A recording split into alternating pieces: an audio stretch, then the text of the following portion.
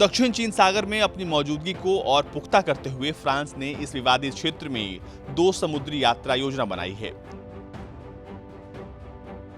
South China morning post के मुताबिक फ्रांसीसी नौसेना ने कहा है कि उसके 3 माह के मिशन पर प्रशांत यात्रा के लिए पोर्ट टॉलन युद्धपोत को रवाना किया गया है। ये जहाज 2 बार दक्षिण चीन सागर को पार करेंगे और मई में जापान अमेरिका के साथ संयुक्त युद्धाभ्यास में भाग लेंगे।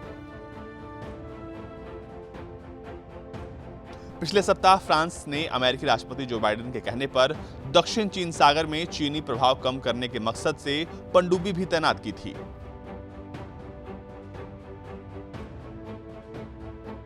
आपको बता दें कि फ्रांस की नौसेना साल 2015 और साल 2017 में भी इस तरह के मिशन को अंजाम दे चुकी है। उसके युद्धपोत दक्षिण चीन सागर से होकर गुजरे थे। हालांकि एक्सपर्ट्स का मानना था कि मौजूदा मिशन हिंद प्रशांत क्षेत्र में फ्रांस की मौजूदगी बढ़ने का संकेत है। फ्रांस ने पिछले हफ्ते दक्षिण चीन सागर में एक परमाणु पनडुब्बी तैनात की थी। उसने चीन की चुनौतियों से मुकाबले के लिए अमेरिकी राष्ट्रपति जो बाइडेन की अपील पर यह कदम उठाया था।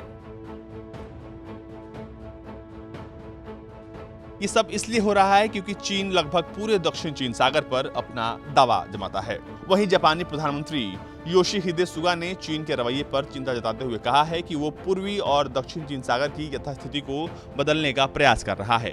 उन्होंने G7 की बैठक में ये चिंता जाहिर की थी। इधर चीन के 2 पोत जापान के जल क्षेत्र में घुस आए थे। इस पर जापान ने कड़ी आपत्ति दर्ज कराई है। ये पोत पूर्वी चीन सागर में विवादित सेनकाकू द्वीप के पास पहुंच गए थे। हालांकि चीन इस द्वीप पर अपना दावा करता है। अब बात अमेरिका की। अमेरिका में जो बाइडेन के राष्ट्रपति बनने के बाद भी चीन से रिश्ते सामान्य नहीं हो रहे हैं। हाल ही में बाइडेन ने चीनी राष्ट्रपति शी जिनपिंग से फोन पर बातचीत में दक्षिण सागर और हिंद प्रशांत क्षेत्र के विवादित मुद्दे उठाए हैं। अब अमेरिका ने चीन द्वारा हाल में बनाए तटरक्षक कानूनों पर चिंता जताते हुए कहा है कि इससे इलाके में क्षेत्रीय और समुद्री विवाद और बढ़ेगा। आपको बता दें कि चीन ने पिछले महीने कानून पारित किया था कि जिसके तहत पहली बार तटरक्षक विदेशी पोतों पर गोलीबारी कर सकते हैं। इसे लेकर अमेरिका ने कहा है कि यह कानून न सिर्फ क्षेत्रीय विवाद बढ़ाएगा बल्कि चीन इसका इस्तेमाल अपने अवैध दावे के लिए भी कर सकता है। वहीं अमेरिका में जो बाइडेन के राष्ट्रपति बनने के बाद भी चीन से रिश्ते सामान्य नहीं हो रहे हैं और अब फ्रांस के इस कदम से साफ हो जाता है कि आने वाले दिनों में दक्षिण चीन सागर में चीन को जोर का तमाचा लगने वाला है।